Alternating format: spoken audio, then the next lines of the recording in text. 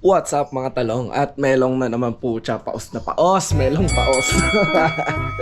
It's another day. Another rainy day. Wala na naman po tayong kalangitan. Dahil puro ulap na naman. Hay. Yung bike ko, di pa yan nahuhugasan simula nung huling ride sa Buso-Buso. Kung di nyo pa napapanood yun, click nyo yan. Sige na, panoorin nyo na. Nakimaya.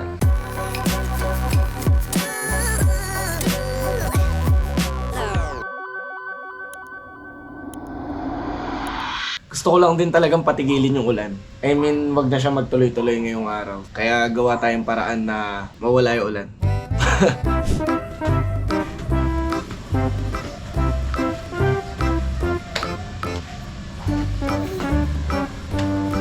Alam ko na, may naisip ako. Umaaraw,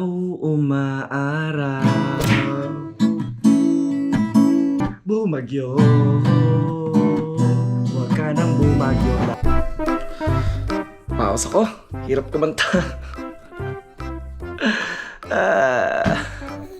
Anong gagawin? Huwag kang uulan.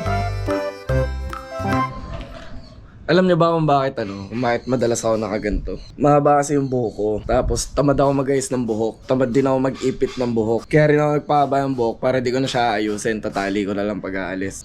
Tapos kaya ako lagi nakaganto pag nandito sa bahay. Eh di yan, di ko na kailangan magsuklay. Panis, boy. Yang ulan, hindi talaga natin mapipigilan yan. Pero ano ba nagiging dulot niyan? Eh di nagkakaroon ng maraming baha, di ba? Na ayaw nating lahat. Pag umulan, puro traffic. Sa video na to, siya paus talaga. Gusto ko lang ibahagi sa inyo kung ano yung mga unwritten rules habang nagbabike. Ano naman mga tulong tayo sa healthy environment. At alam ko, in the long run, mababawasan natin ang mga kalamidad at ang mga masasamang dulot ng ulan. Eto lang. Actually, hindi lang naman to applicable habang nagbabike. Kumbaga, applicable naman to sa araw-araw na ginagawa natin. Na sana, sundin natin para magkaroon tayo ng mas malusog na inang kalikasan. Unang-una sa lahat, wag na wag tayong magtatapon ng kalat kung saan-saan. Kahit na ba sobrang liit lang yan, upos ng sigarilyo, balat ng candy, papel na pinagsulatan, wag na wag tayong magtatapon kahit saan. Kasi pag umulan, edi magbabara yan sa mga drainage natin. Kung mahigop man yan ng drainage, babara yan sa mga tubo-tubo. Kumbaga kaya nga nagbabaha sobrang lala Panatilihin nating malinis ang kalikasan. Ituring natin yung labas na environment na bahay din natin. Kumbaga, lalo na sa bansang Pilipinas, di ba? Bahay natin yung buong Pilipinas. Alagaan natin, linisin natin. Huwag tayong magtapon kung saan-saan. Kung meron tayong dapat na itapon, tapos nasa kalagitnaan tayo ng ride, ibulsa na lang natin muna. Tapos kapag tumigil na tayo, nagpahinga at nakakita tayo ng tamang tapunan, dun lang tayo magtapon. Ito talaga, pinakagalit ako sa kapwa Pinoy. Sobra, kinakagalit ko to. Wag na wag kang dudura kung saan-saan. Diyos ko naman. Diba automatic common sense moralidad na yun na hindi ka dapat dumudura kung saan-saan. Pero ang dami pa rin Pilipino na gumagawa nito kung saan-saan. Okay, i-explain ko sa inyo yung mga pwedeng maging dulot nito. Kung dudura ka, syempre, may tamang duraan. Pwede sa lupa. Sige, pagbibigyan ko na sa lupa. Basta wala nakakita. Para hindi naman kabastos-bastos tignan. O kaya kung dudura ka, may plema ka. Sa CR, ganun, sa lababo, para nafa-flush mo siya, di ba? Pero ano ba yung magiging epekto nito? Kunwari, dumura ka sa kalsada. Sige, maliit na dura lang yan. Pero imagine kung libong tao yung dumura sa isang particular na kalsada, dun sa isang area na yon. Isipin nyo yung dura na yan. Ano ba nangyayari sa dura pag nasa concrete? Sige, yung concrete, hindi naman yan waterproof talaga. Sinisip-sip din yan ng semento. Pero mostly nung dura, nag-e-evaporate yan sa hangin. Natutuyo yan ng araw. Pag naging hangin na yan, nalalanghap yan ng kung sino-sino.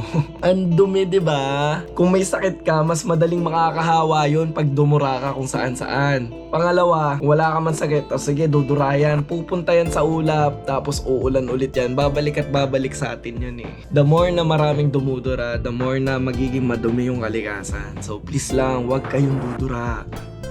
Para sa atin naman yun Isa pa ang masamang epekto ng pagdura kadalasan yung mga dumudura na nagbabike, dudura sila, hindi nila alam may nagbabike sa likod. Diyos ko, kadire. Pati sa mga nagmamotor tsaka nagkokotse, kung saan dumudura, pucha, hindi nila alam, nililipad ng hangin yun. Ay, galit na galit talaga ako sa mga taong dumudura kung saan. May tamang lugar naman para pagduraan. Tsaka di ko gets kung yung iba parang feeling nila maangas sila pag dumudura sila. Cool kid kapag dumura. Ano ba naman yun?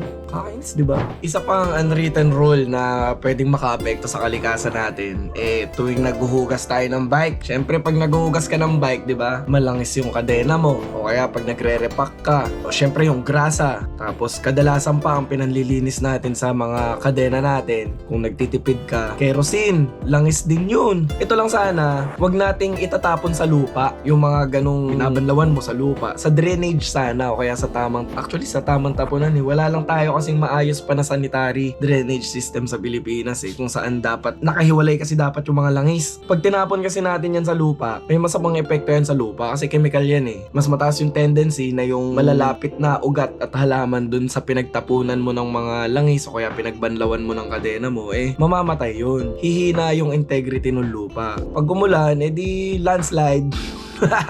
Lalo na sa mga taong katulad ko na nasa matataas na lugar. Huwag tayong basta-basta magtapon ng kahit ano or magbanlaw sa lupa. Mas maganda saluhin natin tapos tapon natin sa tamang drainage. Sobrang liliit lang nung feeling kasi natin walang epekto pero in the long run, pag mas tumagal, hinayaan natin yung gantong masasamang habits, di ba? May epekto yan.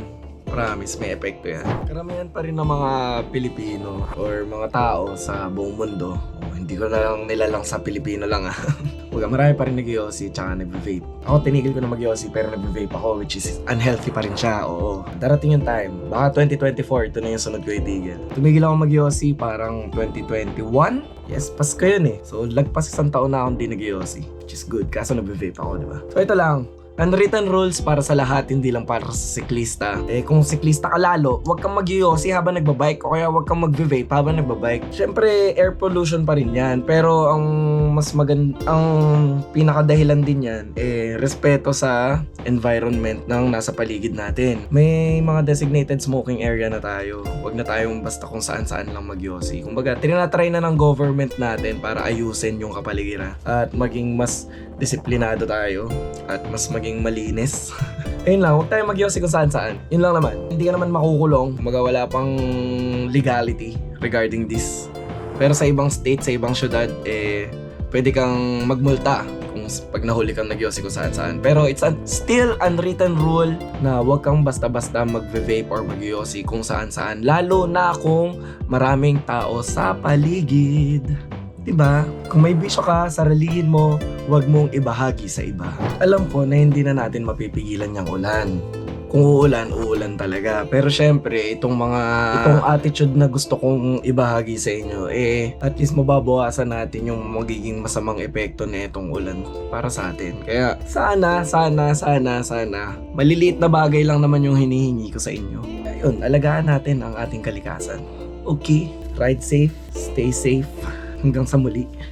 Cheers! Peace! Takting yan, umulan pa din pagkatapos ng lahat ng ginawa ko